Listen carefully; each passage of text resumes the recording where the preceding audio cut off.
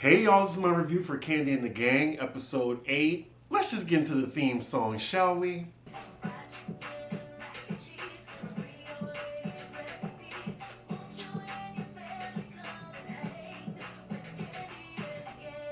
I'm gonna miss this show when it goes off in 2 weeks. I gotta say, they start every episode off with the close-ups of the food. Those chicken wings actually do look pretty good. I am definitely gonna give OLG a visit the next time I go back to Atlanta. Ooh, Brian, this wig.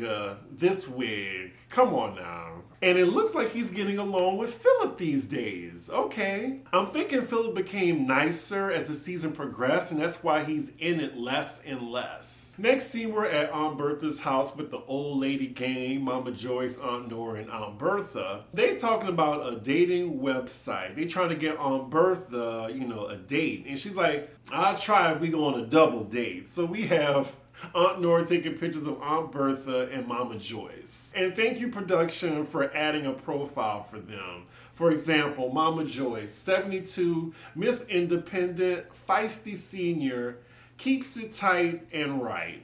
Okay, let's move on. So next scene, we're with Chandrika and her fiance June, and they're going out for lunch. I actually heard of this place, Stockyard. I think that's in Vinings. I used to be in Vinings all the time. I used to live in that area. So they're meeting up with Dominique, and I'm sure they're going to talk about the other night, how she just ditched them at the party and left them outside. So they get right into it. Dominique tells them that Safari definitely didn't want them there, and they weren't even on the guest list. Even though in the flashback, parking lot Patrick invited everybody to his housewarming. So in this moment, June tells Dominique that we can't do that no more. Like, we come together somewhere, we should leave together. And I actually agree with him. I think it was foul that Dominique had them waiting outside, didn't even come back out to check on them or leave. Like, it technically wasn't a work event, so she wasn't obligated to be there. And if that's your ride or die, you should have left with her. It seems like June is more bothered by this than Chandrika is, though. Of course, Dominique is making excuses. She was like, at this point, I was already in. I'm there with my bosses.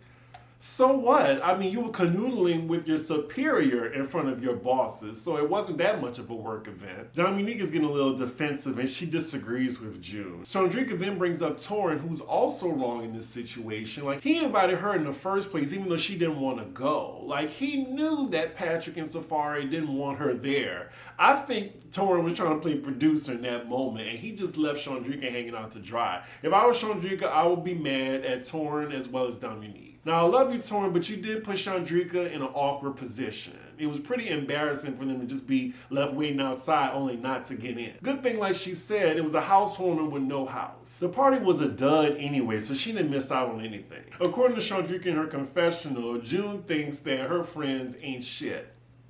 I would have to agree with June in this situation. So next scene, we're at OLG. First, we're at the hostess stand, and Brian just chilling, and Chandrika's up there, and he invites her to his wig funeral. He's having a funeral for his toupee that has been fried and dyed to hell. Next, we're with Todd and parking lot Patrick, and they're in the parking lot talking about the housewarming party. I think Todd is telling him in the best way that his party was boring as shit. So as they're talking, we see Chandrika's man pull up in a Mercedes with the bow on it. I love how production is trying to insinuate a confrontation's about to happen. Oop, and not Patrick being petty saying, it's gonna be $10, right? June asks Patrick about the housewarming party, and then Patrick puts it all on his girlfriend. Oh, it's her fault. My lady just said she wasn't comfortable. June thinks that's fine and dandy, but since they work together, they should have a better rapport, and it's not necessary to have all this shade going on. And then Todd injects his opinion on this, just saying that they should all get along, they should meet each other, so it could be all kumbaya. I mean, it is awkward. I mean, they don't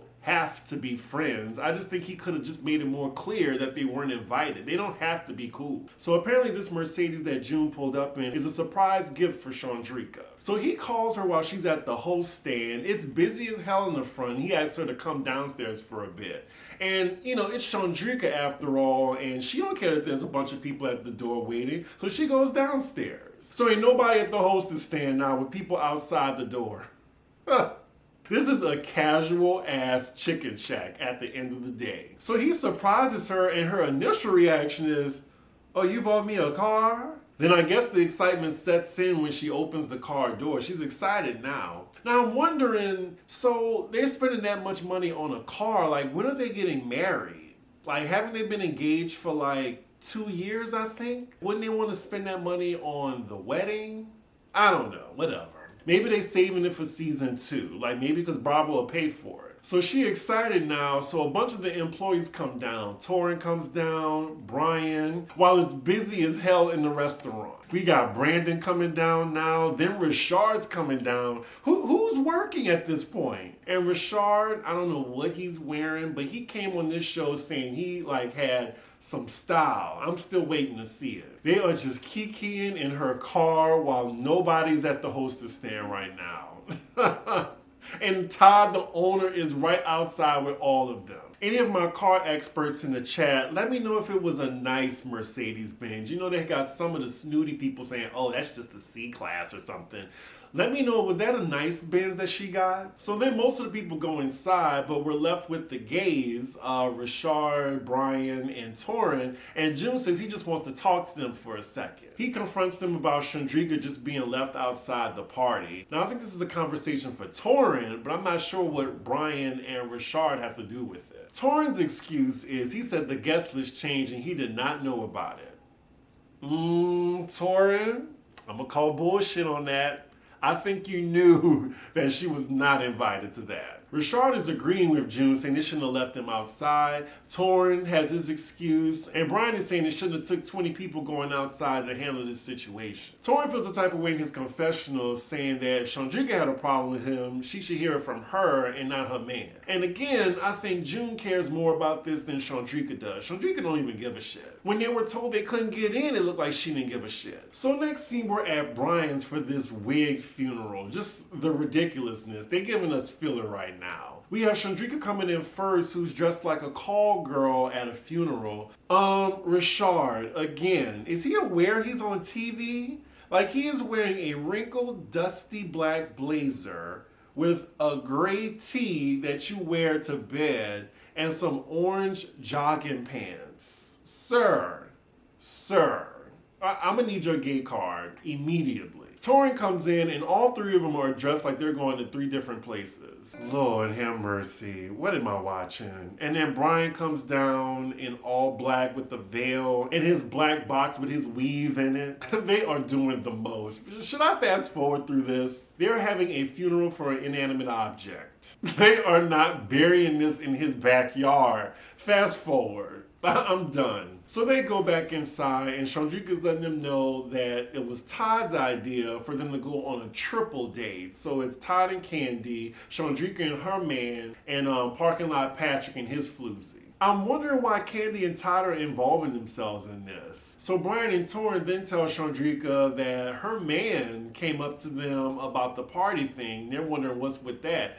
And she said, because y'all were being shady as hell, then why didn't you approach them? That's not his place to do that. That could be taken the wrong way. I don't want your man speaking for you. You can speak for yourself. Brian has the most sense saying, you should be mad at Dominique because she came with you and she stayed at the party while y'all left. I totally agree. Like, she's giving Dominique a lot of grace. And I just think because she doesn't want to get into it with Dominique. Now Chandrika trying to put it on her man. It's like, I don't even care. I got a man.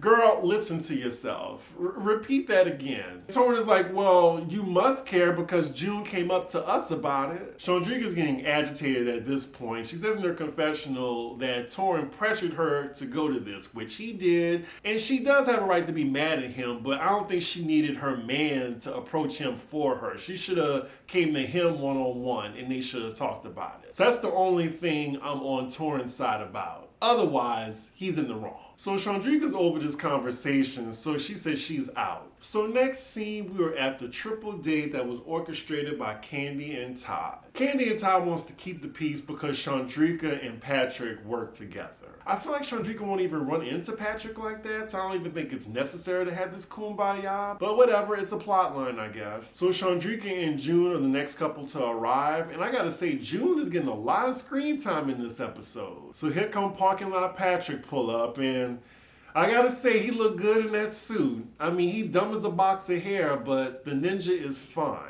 So all three couples are at the table and it's awkward already. So Kandi starts out by asking Chandrika and Safari, have y'all met each other officially?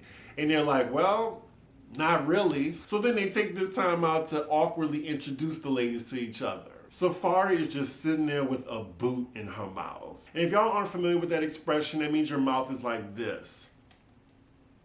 Both of these ladies do not look pleased to be there. So Safari said there was no beef with this housewarming party. It was just code. I think that's a bullshit excuse. I mean, I just think she was insecure of having Chandrika there. Like, you have your man. It doesn't matter. And she's engaged. Like, why are you intimidated by this girl? It just makes you look pressed. Especially if your man don't care. This is pretty much all Safari's fault that they're having this meeting to begin with. Patrick really didn't care if Chandrika and her man came. This is all on Safari, who is basically in a relationship with Patrick because he's just so dumb that she could do whatever she wants in this relationship. I gotta say, I am impressed with June. Like, he is really speaking a lot of sense. I probably prejudged him because he doesn't look like the type that would be making a lot of sense. So it looks like they came to a place of understanding. The energy at the table is coming off pretty forced instead of genuine, so I'm guessing they're just calling a truce just because. So now they're having a conversation about how Chandrika and June met. So they met on Tinder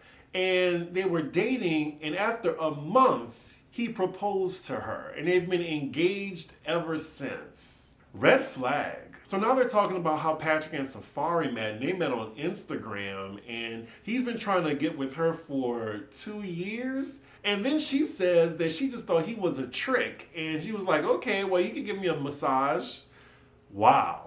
Both of these relationships sound hella problematic. I hope they last. So they get up from the table and they're about to play games. I'm so glad they cut to the next scene. So next scene, we're at OLG. We're with Brandon and Donawana. And then Philip comes in, and yeah, I totally forgot about Philip being on this show. I guess since he stopped being an asshole, he became less interesting. But anyway, he comes in and he asks Brandon for an update, like, who's gonna leave? And it looks like Brandon has not even thought about that yet. So he's talking in circles right now, and Donawana's telling him at the end of the day, both of y'all can't be at the same restaurant. It's a conflict of interest. I don't know how somebody in Brandon's position doesn't know that. Donawana then brings up to Brandon their behavior at the housewarming party, how they were just all over each other, lovey-dovey. He was like, oh, well, this is actually a real thing. So yeah, definitely y'all can't be in the same place. And coincidentally, Dominique comes in. It looks like she's down on the clock because she's dressed like she's about to go to the club. I'm sure production told her, oh, just go in,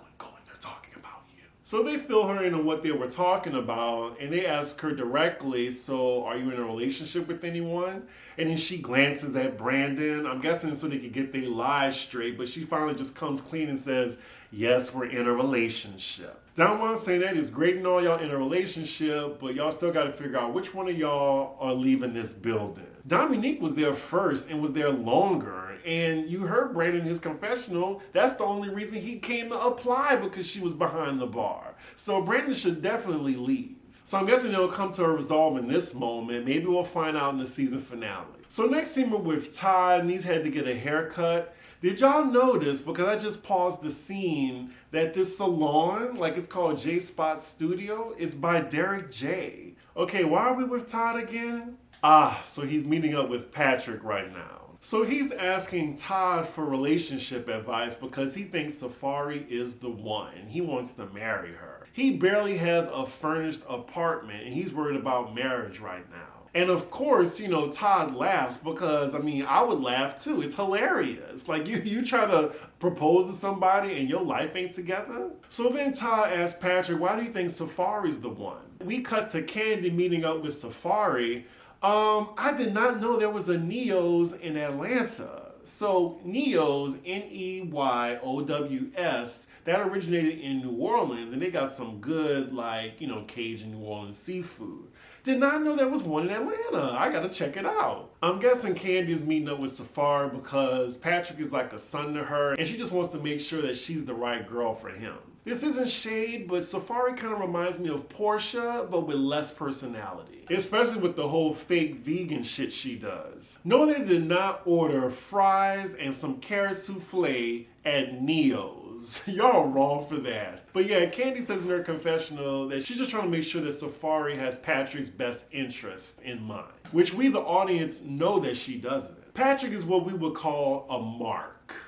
Actually, he's a mark and a moron. So now we're going back and forth of Kandi and Ty quizzing Safari and Patrick about each other's relationship. I think when Safari called Patrick a trick, it raised both of their eyebrows because they're definitely asking them about that. Safari is just saying that based on his Instagram photos, she thought that, oh, this is just some fuck nigga. And I'm pretty sure if you go to his page, it gives off that. I swear, whenever I hear Patrick talk, I just feel like that white lady in the meme with the numbers flying around her head, I just don't know what the fuck he talking about. So Kandi, in the nicest way possible, tells Safari that, oh, well, Patrick thinks the world of you, but then, we talk to you, and you're like, oh, you're so blasé and everything. And Safari actually says that Patrick is the one for her, which is a surprise to Kandi and the audience. So now Safari is saying, oh yeah, we're perfect for each other. Okay, all right. The cameras are up. She's playing the game now. I think she's saying what she got to say to get Kandi and Todd off her back. I love how she's telling Kandi, I'm getting emotional. As no tears are coming on her face, no type of expression, I'm getting emotional. So in the end, it looks like Kandi fell for Safari's act and everything is good with them. Next scene, we're at Brian's place and he's with Rashard. Does Rashard live with Brian or does he live next door or something? It's given that. So it looks like he's having a little get together again. Torn is coming over, Chandrika, as well as Dominique. So they're all sitting around talking, and everybody wants to know from Chandrika, how did the triple date go? Chandrika just started out with the messiness. She said that Safari thought Patrick was a trick. He was trying to get with her for over 2 years on Instagram. Is that the most that she got out of that meeting? So then Tori asked her, did they talk about the housewarming party? And she said, yeah, she said she didn't invite me because she didn't know my energy, she didn't feel comfortable, and I wasn't on the list. And then she tells Tori that they both blame him for her being on the invite list when she really wasn't. Rashard then jumps in and says it was the most boring thing he's been to in his life. And I agree with him. I'm guessing a lot of them are taken aback by him saying that because he's still like the newbie and they're like, oh, well, don't say too much on Patrick because we all know him like that. And then Rashard gives his opinion to Chandrika that her friends really did leave her hanging out to dry, particularly Dominique. And then he says he told her she should have left with them. Ooh, and from Dominique's face, she does not like what she's hearing. It's about to go left. Dominique says Rashard didn't tell her anything, but thanks to production, we found out he actually did tell her that. She probably just wasn't paying attention to him. Dominique then sets her sight on Rashard now and tells him that his opinion is invalid to her and you're new to this, so you don't know what's going on. I will say Rashard does give the opinionated new guy from the looks that everybody was giving him when he gave his real thoughts on Patrick's party. Ooh, they're going back and forth now. Rashard is like, I don't know you. And then Dominique's like, well, if you don't know me, then shut the fuck up. Pretty tense. I mean, we finally got a fight on here, finally. I do think Dominique is in the wrong though, and Rashard is actually right. Like, he's telling Chandrika that your friends really wasn't there for you in that situation. But again, Chandrika did not care about that night, so I would just stay out of it if I was Rashard. Ooh, so Dominique actually gets up to address Rashard, and she's yelling at him, and then Rashard gets up, and he's done with this. She calls him an idiot. He says, I'm out. I'm not sure if he went upstairs because he's living with Brian, or he just walked out the door. Anywho, Dominique tells Brian, you better get your pet. From Brian's reaction, it looks like he doesn't want to be in it. But in his confessional, he does agree with Rashard, saying that if we came together as friends, we're leaving together. You left your homegirl out to dry while you went back inside the party. Matter of fact, you didn't even come outside to check on her. So yeah, you are a bad friend for that. So now Dominique tells Brian, let's get this straight. He's canceled to me now. Don't put me in no situation where he's there. Either way, Brian lets her know I'm not the type of friend that'll jump in. Like, that's between y'all. Don't put me in this. She's telling him to control his people. And he was like, I don't care. And yeah, why would you tell somebody control your people? He has no control over what Rashard said. And what Rashard said, honestly, was the right thing. He was right. You were wrong. He just called your ass out. You didn't like it. Dominique ain't gonna run me out. I would have been like, I said what I said, and if you don't like it, tough. And you can call me sassy all you want, trick. Oh no, so then Torin tells Chandrika, this is all because of you. And then she goes off on him. Torin, you wrong for that because you should have never invited Chandrika in the first place. So actually, this is all your fault, sir. Yeah, this party definitely just blew up. Everybody's angry now. It looks like Dominique had enough, so she's out. And then Chandrika, she storms out right behind her. We finally got some drama amongst the group, and now we're just left with tug and pull in the living room just looking at each other. So next scene, we're with Kandi and the old lady gang minus Aunt Nora, and then we have Patrick's mom there too. Patrick's meeting all of them there, and I'm guessing he has something to tell them because he says in his confessional that they're his favorite four whenever he needs to make an important decision. So then as he's about to tell them why he called them together, Aunt Bertha already burst his bubble and said, "You finna get married?" And that was exactly the reason. He's about to ask Safari to marry him. So then he tells them that he wants their opinion and their approval. So it looks like he already bought the engagement ring for Safari. Bertha is just clocking him. Before he even take it out, she's like, "Let me see the ring." Wait a minute. So he tried to get engaged before in his last relationship and it didn't work out? And then Kandi had the nerve to ask him on camera, "Wait a minute, it's not the same ring, is it?" You know what? It's probably the same ring. She's getting a leftover ring from his first engagement. He just looked like he would do something like that. He says before he pops the question to her, he's going to try to get her dad's permission. I always thought that's so archaic in heterosexual relationships. You got to get her dad's permission like she's property. I don't know. Ladies, let me know in the comments. Like, do you still think that the man should ask the woman's father permission to marry them? So I'm guessing he's trying to explain to them how he's ready for marriage, and he said he's 27. Kandi's like, well, that's kind of young, and I agree with Kandi. So then he says, "I went to college, none of y'all went to college." And then the look Kandi gave him is just like, okay, I was a millionaire out of high school, nigga. I was expecting her to say that, but she didn't. But anyway, his point of bringing up college was that he needed to have his fun or whatever. And his mom interrupted him, "Oh, so you could be a hoe." And they all agreeing that he is a hoe. And then you got Aunt Bertha, who says the best line probably of the season. 4 out of 4 says you's a hoe. Please give us a second season, Bravo. If it's just the old lady gang alone, that's fine. So then afterward, they all give him his blessing, and Kandi's saying, "I hope it just works out this time." And that is where the episode ends. This was a decent episode. I enjoyed it. It was pretty balanced. It had the right amount of drama. Just found out from Brian's Instagram page that they're all going to be on Watch What Happens Live. Now, who they chose Brian, Chandrika, Dominique, and Patrick. They wrong for that. Andy Cohen, you should put Torin on there too. Torin and Brian definitely made the season. At least have Torin in the audience or something.